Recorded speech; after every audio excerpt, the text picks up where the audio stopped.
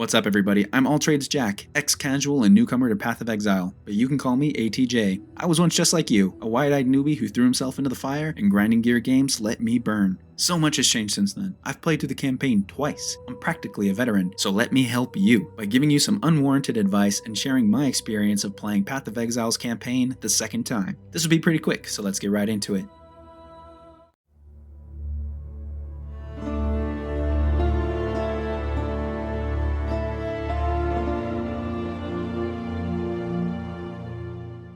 So here's the thing. My last video didn't come out too long ago, and in it, I was trying to explain how the game leaves new players without crucial knowledge as to how to play the game, which is the same opinion I had in my first impressions video. You're not going to believe this time I have the same opinion. I wanted to make this video specifically because I wanted to highlight the night and day difference between my attempts at completing the campaign. This is mainly to highlight the importance of having a bit of insider knowledge on the mechanics and how stats work. And yes, with my second playthrough, I found the game to be easy. But let's start at the beginning. I created a new character in the Arch Nemesis League, and I specifically wanted to try out the Templar. The Templar was a class that I really liked all the way back when I was trying out all the classes for the first impressions video. I had this idea that I wanted to make an elemental warrior that was basically a paladin and a shaman mixed together. This is a World of Warcraft reference, but you get the idea. A holy elemental knight. So I was super excited to start this character, and right off the bat, I got this spell called Purifying Flame. And let me say this now before we get any further. I still haven't looked up any guides. I know a lot of you told me to do that, but I really wanted to see what this game would be like if I just tried my best to build a viable character. I like the exploration and the freedom that the skill tree brings, and if I look up a build, it sort of takes that freedom away. So instead, I just took advice from the YouTube comment section like I did for my last video, and I tried the campaign again. I took Purifying Flame, and from the start, I remembered 2 bits of advice that gave me some guidelines as to how to build a character. First, since Purifying Flame was a fire spell, I jacked up my fire and elemental damage modifiers. I eventually got some great support gems too, so my Purifying Flame was hitting like a truck and had additional lightning damage just to put a little tickle into it. Second piece of advice was to go for elemental resistance and health nodes. Look at this health pool, guys. By the time I beat Katava in Act 10, I had over 2,000 health and 800 shield. For my duelist, I had just under 1,500 health and no shield at all. On top of that, my duelist had the minimum amount of elemental resistance and armor, where my Templar has more armor and resistance than he would ever need, like Sunblock with SPF 350. And these 2 pieces of advice basically turned the game upside down for me. No longer was I bashing my head against the keyboard, yelling at my screen and sometimes my dog. Now I was basically speedrunning the entire game. Nothing could kill me. I didn't die at all until I got to the Lunaris and Solaris fight. I died twice there and then a couple of times after that, mostly because I went AFK. I don't have footage of many of my deaths, so I can't really prove that, but what I can prove is that in my entire run with my Templar, from Act 1 to 10, I only died 14 times. You want to see my death count on my last character? The duelist with no health and no elemental resistance? My first playthrough with almost no knowledge of the game? I cried a bit when I saw that number. Playing with my duelist was a nightmare compared to how breezy and enjoyable the game was with my Templar. And I'm not saying it lacked all difficulty. It wasn't hard, but it wasn't entirely easy. I had to remember the boss mechanics and make sure I was building my character correctly. Towards the end of the game, there were points where I was in trouble of dying, and I actually didn't get past the Merciless Labyrinth the first time I did it. But it definitely didn't feel unfair. I actually had a lot more fun without the insane difficulty. I wasn't completely demotivated, and I felt that I was actually progressing my character. I felt powerful when going up against enemies, and the game did a good job of making me feel in control. Path of Exile is actually really fun. But then I finished the campaign, and I went into the epilogue, and I was introduced to a new feature called the Atlas, with an Atlas map and an Atlas skill tree, and I decided I was going to take a short break. I just learned the basics of Path of Exile leveling, and now there's another skill tree. No explanation given. The only directions given were the basic introductions of, here's a map, put it in that device, and go kill things. Then the commander was like, oh, we need you to do a bunch of maps and kill a bunch of monsters cause information and other reasons. Don't get me wrong, I like killing stuff. That's like what you do in this game. It's not the gameplay that I don't understand. It's all this extra stuff.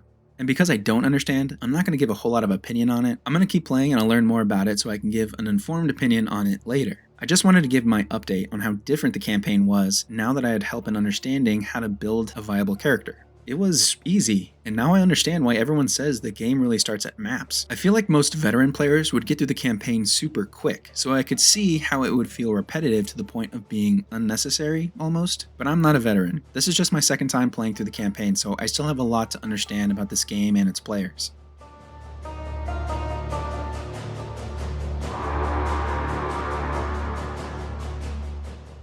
So now that I understand a bit more of the game, I wanted to ask a question to whoever's watching. This comes from a comment that I got on my second look video, where the viewer asked if, as a new player, I had an opinion on the monetization of stash tabs and how it may be considered predatory due to how heavily the game puts an importance on collecting a large number of items. I wanted to put this question out to you, the viewer, and after I give my new player opinion, I hope that you give me yours as well. But before I give my opinion on the stash tabs and stacking items, let me say this first. Path of Exile is a free-to-play game, and free-to-play games will always drive players to the cash shop. There is never going to be an entirely free-to-play game because people make games to make money. And most free-to-play games, the good ones anyway, will say, hey, you can access 90% of the game completely free. But if you want to give yourself this quality of life upgrade, please invest a little money into our game. This isn't a bad thing. Just because a company puts a cash shop into the game doesn't necessarily mean that it's predatory and anti-player. The point at which cash shops become a bad thing is when they heavily affect the gameplay and its core mechanics. Take World of Warcraft for example, where you can literally buy anything in the cash shop. This includes the infamous WoW token, which gives you a ton of in-game gold to buy the most powerful items and raid or PvP carries. The reason this is such a big deal is because the whole point of playing WoW is to get powerful items and play the raids in PvP. So if you just buy your way through it, you are degrading the entire experience for everyone that plays. The economy goes down, the skill gap between top tier players and casual players widens, and players lose interest in those parts of the game. So now let's take this back into context of Path of Exile and the stash tabs. I personally didn't find the stash tabs to be too much of a problem.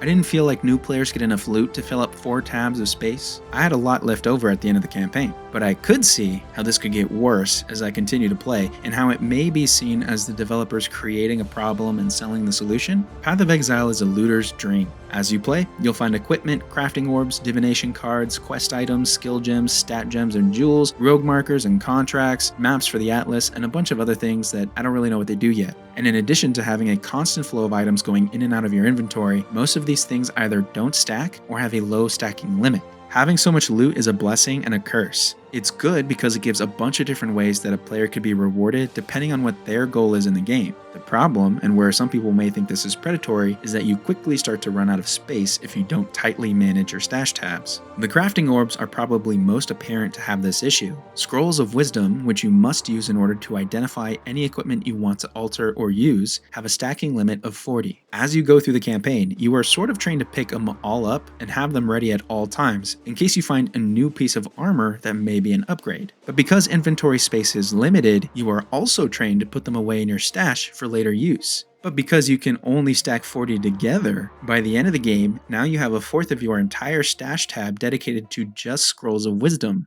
And this is just one item in the list of currencies or crafting orbs. There are a ton of different items that follow the same stacking logic. For example, orbs of transmutation can stack 20 together, and they are extremely common as well. As a new player, this is where stash management can become a bit overwhelming. I don't know what I'll need later on. I don't feel like I understand the game well enough to say definitively that I am at the end game and I'll no longer need orbs of transmutation or scrolls of wisdom. So I'll just let them sit in my stash, along with every single other item that I think I'll need at some point. So 2 problems have been identified here. A lack of information that the developers can give you to understand how to properly manage your stash and use items, and a stacking system that increases the amount of space you use for a single type of item. And Grinding Gear Games sells you the solution. You have a number of different options if you want to expand your stash, but you gotta spend money. Pay more money, get more space.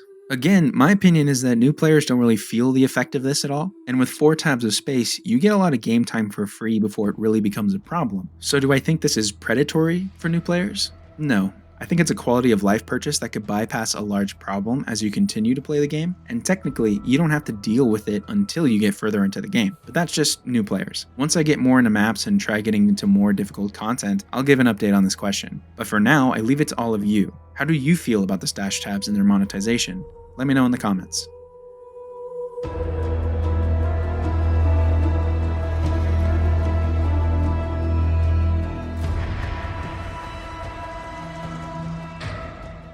Now that I've beaten the campaign, I have a lot of work to do to keep beating maps and going through this atlas. This is where the game starts, right? Can't stop now. So stay tuned for my next video on how I suck at everything again and can't figure out the end game.